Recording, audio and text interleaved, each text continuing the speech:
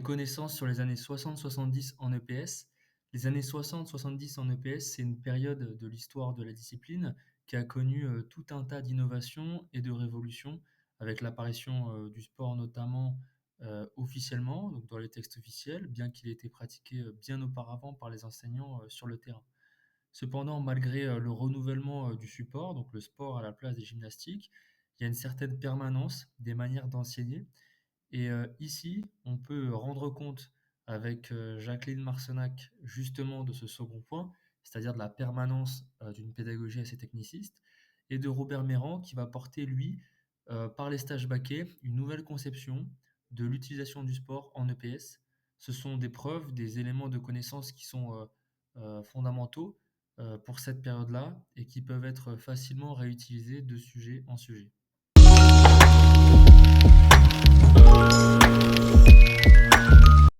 Pour commencer avec Jacqueline Marcenac, donc Jacqueline Marcenac, c'est une autrice qui a beaucoup écrit sur les pratiques de terrain dans les années 60-70. Donc c'est vraiment une autrice qu'on peut réutiliser de copie en copie pour caractériser l'une des trois scènes de l'EPS. Donc les trois scènes de l'EPS, à savoir les concepteurs, le terrain et la facette officielle donc de l'EPS par les textes officiels. Ici, Jacqueline Marcenac, elle rend compte des pratiques de terrain. Donc, elle en donne une idée et on peut très bien poursuivre avec certains de ces articles pour avoir une idée plus claire. Donc, la dynamique évolutive des pratiques enseignants, par exemple. Ce qu'il faut retenir des pratiques de terrain dans les années 60-70, c'est que le sport il occupe une très grande place dans les leçons d'EPS. Donc, c'est dit dans les textes officiels, donc les IO de 67 qui disent que le sport doit tenir la plus grande place.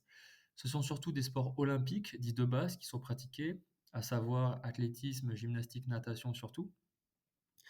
Mais plus que le sport, donc le support d'enseignement, ça va plutôt être les contenus, ça va être la pédagogie, la manière d'enseigner qui va nous intéresser.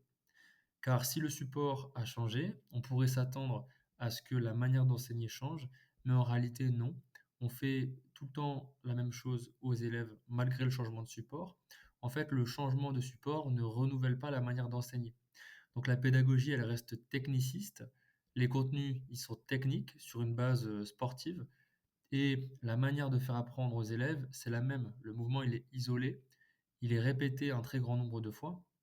Et la technique, elle est issue du sportif de haut niveau.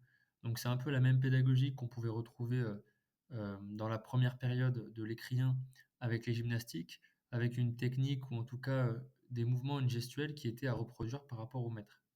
L'organisation, elle se fait aussi entre des cycles d'entraînement et de compétition.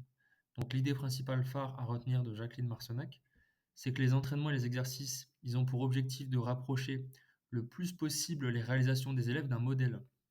Ce modèle, il est technique, sportif, et il est inspiré du sportif de haut niveau qui est à imiter et à reproduire.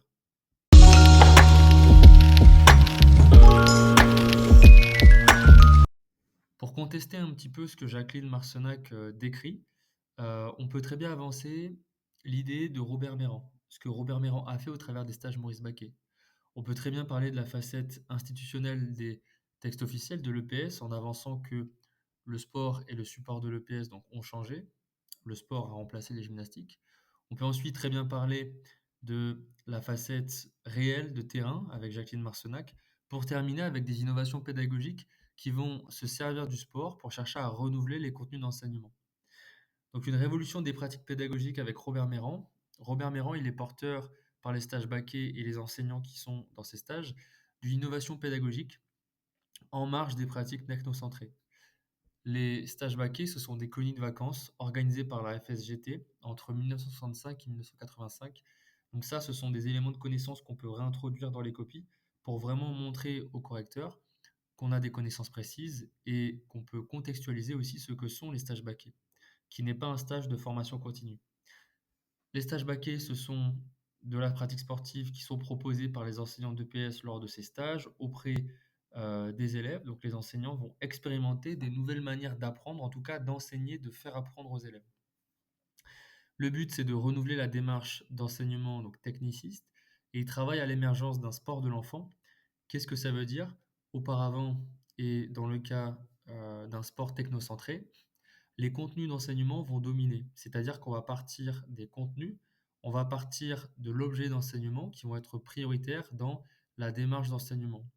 Or, dans la pédagogie de Robert Méran et des enseignants lors des stages baquets, on va partir de ce que l'enfant produit, de ce que l'enfant réalise et on va ensuite donc partir de sa création initiale pour essayer, de le rapprocher le plus possible, non pas d'une technique, mais de principes d'efficacité qui visent à le rendre donc efficace dans une action, par exemple en sport collectif. Les stages baquets, ils vont donc renoncer à une pédagogie transmissive des gestes sportifs. Les enseignants, ils vont être beaucoup plus accompagnateurs, avec un enseignement beaucoup plus horizontal. Donc ils partent de l'activité de l'enfant pour ensuite adapter leur situation, de manière à ce que l'enfant crée sa propre solution.